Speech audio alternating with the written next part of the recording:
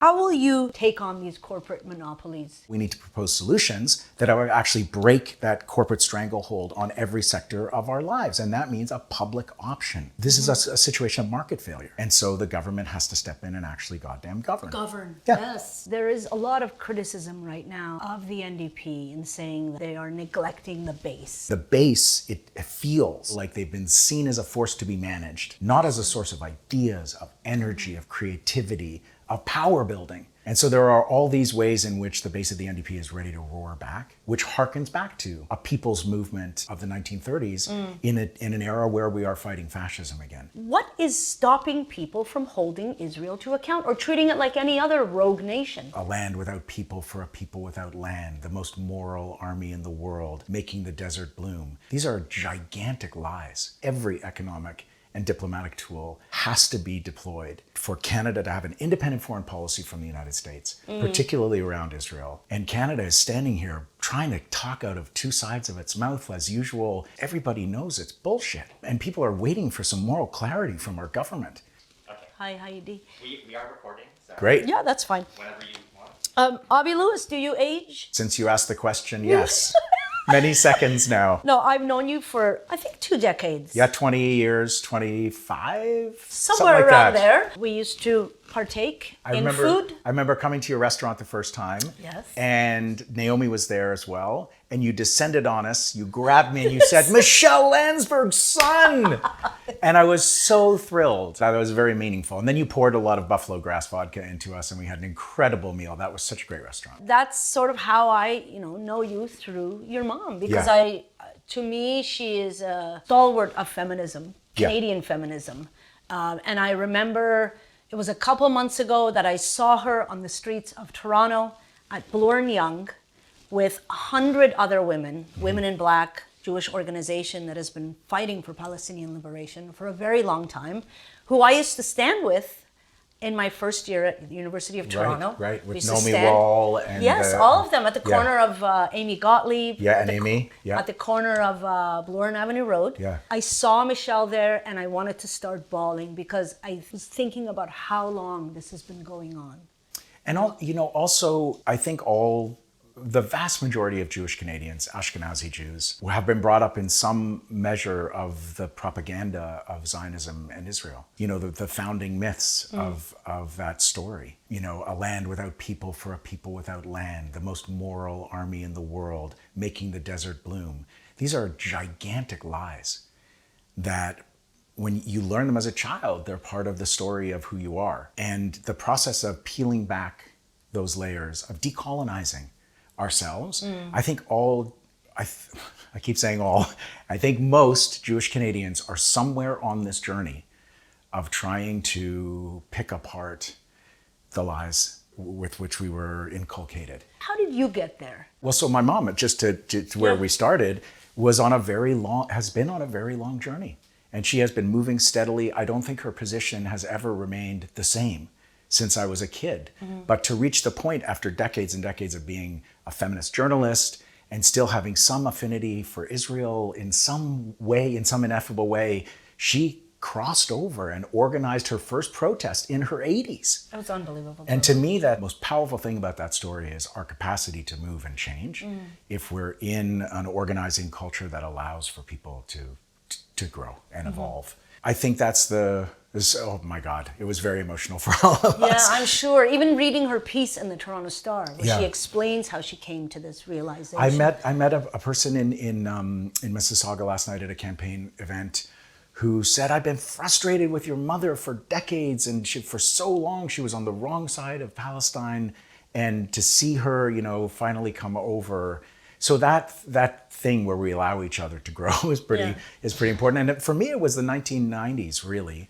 Hosting Counterspin on CBC News Rest World. in peace, one of the best shows that CBC ever had. I don't think, I was going to ask you this, do you think it would be around today? Oh, absolutely not. No, by the mid-2000s, nothing like that could ever exist in the caution of CBC culture. And also, it's a complaints-driven culture. Yeah. And the Israel lobby in Canada has an industrial strength complaints army. every single time the issue is discussed, there's people who lose entire weeks of their professional lives answering and filling out forms and going through processes. It's a very intentional strategy, as you know.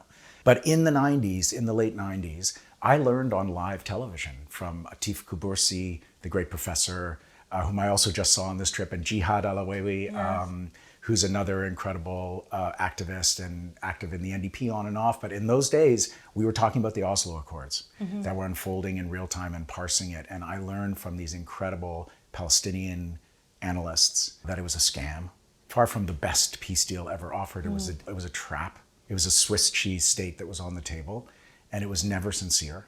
And I think the beginning of the end of the whole discourse of the two-state solution lies in Oslo, in that time when the last sort of serious peace process, Palestinians were saying at the time, this is not a state we're being offered. This is a recipe for permanent control by the big militarized state next door, even if there was ever a... And so I learned about it on television by hosting debates and listening to arguments. And that for me was a pivotal crossing over moment. I want to come to the two-state solution and specifically Canada's current position on recognizing a Palestinian state. Yesterday, 6 MPs, Canadian MPs, were denied access to the occupied West Bank. And roughed up. And roughed up. Iqra Khalid was pushed around. The IDF soldier said to her, I can do whatever I want. I can touch you if I want. How would you respond to such a thing? Well, you recall an ambassador. There's all kinds of tools available to a nation state. There's a trade deal you could suspend or cancel. It's been almost a year that the Liberals have claimed we have an arms embargo in place, and we know it's a lie. Research keeps coming out. It's even more than we thought. It's being washed through the United States. We have a problem in that we can force our government to say something, but we haven't built the power to force them to be accountable and do it. But if one was in charge of Canada, there are many, many tools. And I've been saying for a long time that every economic and diplomatic tool has to be deployed for Canada to have an independent foreign policy from the United States, particularly around Israel, and to try to rein in this rogue state, which has committed genocide and has opened up a moral chasm in our world. The genocide in Gaza is I picture it like a trench dug through the human timeline. There's a before and an after, and nothing will ever be the same. And Canada is standing here trying to talk out of two sides of its mouth as usual, and it's just, everybody knows it's bullshit. And people are waiting for some moral clarity from our government. What is stopping people? I have this conversation with colleagues. I'm like, what is this pretend game we do with Israel? I know you said you're talking out of both sides of the mouth. We're watching Bob Rae at the UN making these comments. Sometimes he'll put up a tweet and he'll delete it. Yeah. This was in relation to the ICC judge, yes, right. Kimberly Prost, being sanctioned. What is stopping people from holding Israel to account or treating it like any other rogue nation? Yeah, I mean, this is when we figure out this puzzle, we will start to hold Israel to account. We're trapped in a story.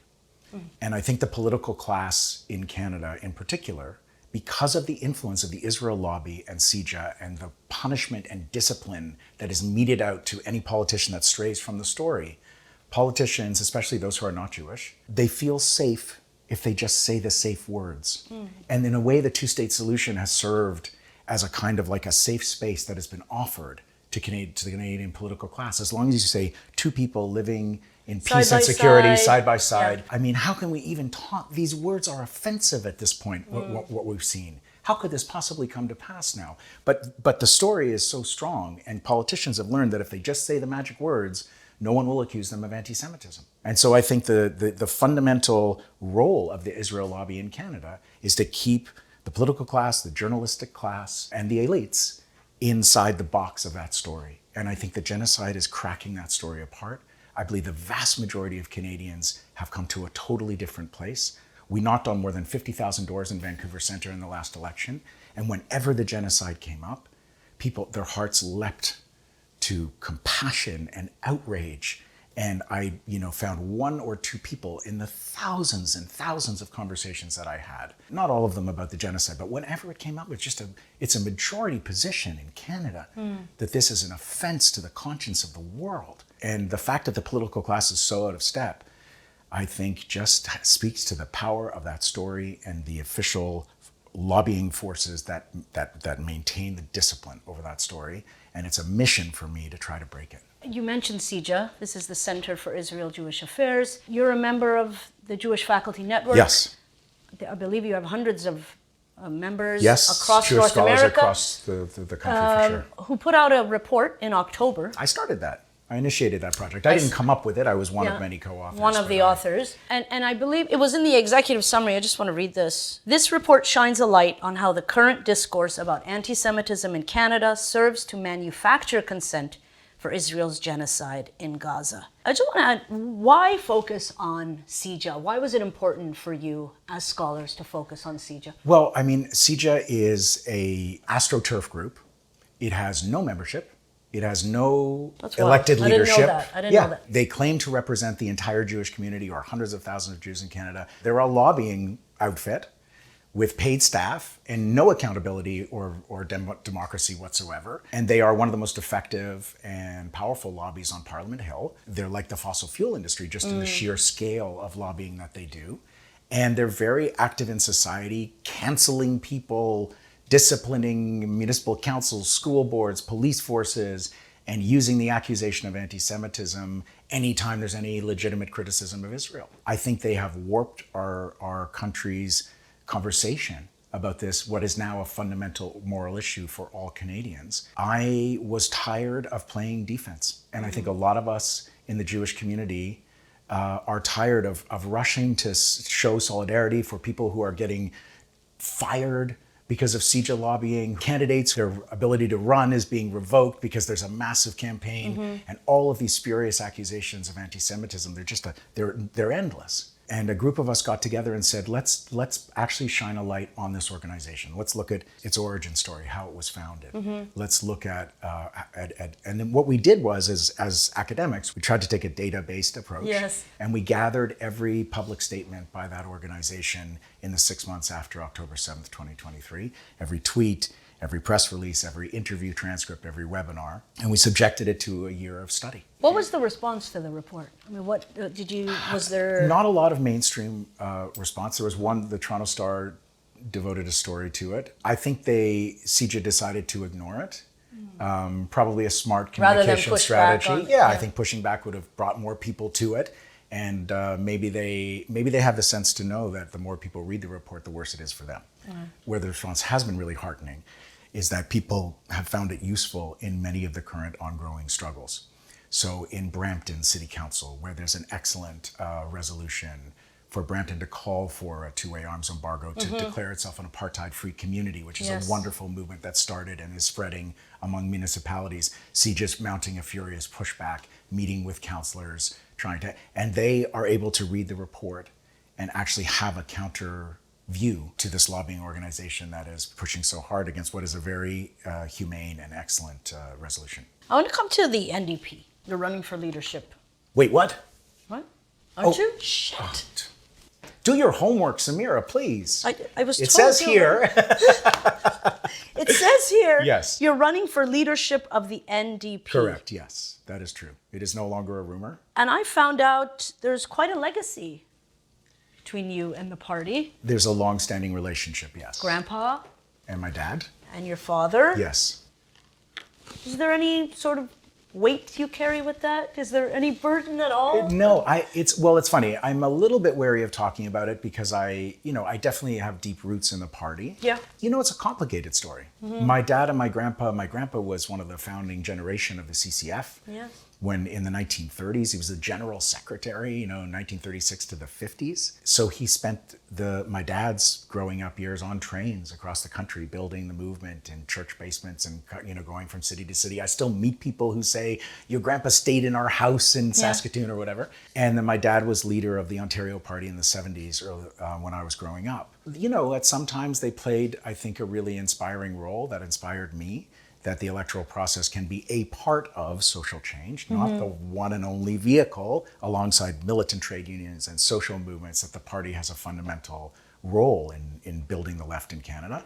But also, they kicked out the waffle in the early 70s, which was a sort of an economic nationalist, socialist incursion. And my grandpa came to Canada in the first place because the Bolsheviks chased the Mensheviks, or his father, my great-grandfather, was a leader in the Jewish Labor Bund, which was an anti-Zionist Jewish socialist organization formed 5 weeks after the World Zionist Congress first met in 1897. Wow. So after the Russian Revolution, the Red Army swept through that part of the Pale of Settlement, and they were going to kill him. As you know, they went after the soft left first, the Democratic Socialists first, and so he fled the Bolsheviks. They came to Montreal, and in the early 20s, they came as refugees from communism. And so my grandpa had a deep personal streak of anti-communism, which later fit into the Cold War framing, which was a very distorted story, obviously, throughout the 50s, 60s, 70s, and onward. So he purged communists from the party. He, chased communists out of trade unions. And not all the parts of that story are proud for me, particularly. It's a complicated legacy. It's interesting because there is a lot of criticism right now of the NDP in saying that, they are neglecting the base, the roots. And this is true. You find that? The base of the NDP, the grassroots members, so I've been across the country and back a number of times already in the last, 11 weeks. The base is frustrated and ready for... How are you going to get back to that? Well, it's already happening. I mean, that's what's just so exciting, I think the party under Jack Layton, as much as we all love Jack, and he was a truly inspiring figure, started to modernize, which meant, in effect, using, current tools of technology around message testing and polling and stuff, and focus groups, but also that power started to centralize in the leader's office. The different, the federal council and the different mechanisms of the party started to be more managed. Now, in the last generation, we've had a situation where most of the major decisions of the party have been made by a handful of people in the leader's office. And the base, it feels that the riding associations, the grassroots activists feel like they've been seen as a force to be managed, not as a source of ideas, of energy, of creativity, of power building, And so there are all these ways in which the base of the NDP is ready to roar back. And I think this process of party renewal has the potential to unleash the organizing force of the NDP, which harkens back to a people's movement of the 1930s in an era where we are fighting fascism again. So the 343 riding associations in my vision, a rosy one, but I think it's one we could really build, is like 343 community organizing hubs where local activists are set free and encouraged to show up for tenants on rent strike, workers who have conflicts with their employers, mutual aid in disasters and pandemics. Every kind of community organization that is possible should be available to the NDP base, so that they're woven into the struggles of their local communities and no longer just the people who are coming for money. We want your time, knock on doors, put up a sign, it's election time, and then you don't hear from us again. Unless you make the mistake of signing the list, and then you get email after email asking for money. And we need to build an organizing force from the ground up. The NDP is the only party that has the capacity and the history to do that, and it's needed now more than ever. I normally don't use my phone for questions, but I didn't print things because of you. I thought you'd want to save the trees, so I didn't print anything. But I hope you came here through your own power of flight, with no Just beam me up. You've made tackling these conglomerates in Canada part of your run for leadership and part of your commitment to Canadians, media, communications, grocery. How will you take on these corporate monopolies in Canada? How do you plan to do that? Well, okay, so there's a thing in politics where you're like, everyone pretends they're going to be prime minister and I promise that I will do this and that. And it's not really part of the way I think we ought to be doing politics. We got to fight for things together. I have said it at a lot of our events, and it's not about me. Yes, we have a leader. What are you going to do? But I mean, if we actually keep relying on people to save us, we're doomed. It really is about an invitation to fight for things together. And I think right now, people really understand that there's a direct link between Gale and Weston being worth $18 billion and the fact that you get to the checkout at the grocery store and you and the cashier are both looking in your basket and up at the total and going like, how is this possible? My favorite part of that is when they say, would you like to donate to blah, blah, blah? And I always think to myself, I'm donating and then you're going to give a fucking check in your name. Right. And Loblaws donates to sick kids. Meanwhile, it's all of us who did it. Yeah, and I mean the profit gouging and the collusion of these, handful of corporations in each sector. Just the other day, the bonuses on Bay Street were announced. Yes. And the financial sector has had an incredible year. The tariff turmoil, the economic distress and panic of everyone in our society has been outrageously good for the investment bankers and the traders and the stock analysts who got a 15% raise this year on average. There's $27.3 billion in performance-based compensation on Bay Street this year. Wow. It's like, what is that, like 3 subway lines? Yeah, I mean, that's crazy. and so people are so offended by the level of unfairness and inequality. First of all, we need to talk about it. Second of all, we need to propose solutions that are actually break that corporate stranglehold on every sector of our lives. And that means a public option. This is a situation of market failure. Yeah. The market is not providing food, shelter, transportation, education, healthcare, communications, the basics of life at a price that people can afford. A dignified life. And so the government has to step in and actually goddamn govern. Govern, Yeah. yes. This is what we pay our taxes Yeah. for, and this is why we have government. I mean, I've talked to some people who are kind of like they're extremely excited about you coming out and doing this. Can I get their numbers? I Yeah. need to sign them up immediately. Don't Well, dangle that. Are you sort of, I look to someone like Zoran Mamdani. As we do. And What an inspiring figure. The way he has so invigorated and re-energized and really tapped into, as you said, ideas, and the youth specifically. I mean, we know that youth don't vote the way other demographics do. Or are you looking to channel that energy? I mean, so yeah, I think there's a lot of strategy that goes into the segments of the demographics and stuff like that. And it's not that I'm uninterested in it or I don't Yeah. think it's important, but what we have found in this campaign is that while the other campaigns tended to take a little bit more of a traditional approach, introducing themselves to Canadians, none of us are a household name, obviously, right? Like there's the personal story and the personal brand and stuff like that. And we were just like, we're gonna go out with big ideas and see if that can inspire people. Name the crisis, the everyday emergency of just trying to get by in an unfair economy, and then name solutions that would actually fix it. And we have had a remarkable groundswell of momentum and a ton of young people. We have a Discord server where the volunteers, speak to each other. We have 650 people in there that are active after, 2.5 months. There's a really strong youth crew because young people, their futures have been choked off. The pandemic and this has just been such a cartoonishly awful time to be alive. And young people are really drawn to the idea that we could actually do something about this if people are honest and we talk about what we're up against and we talk about solutions that are actually big enough to solve it.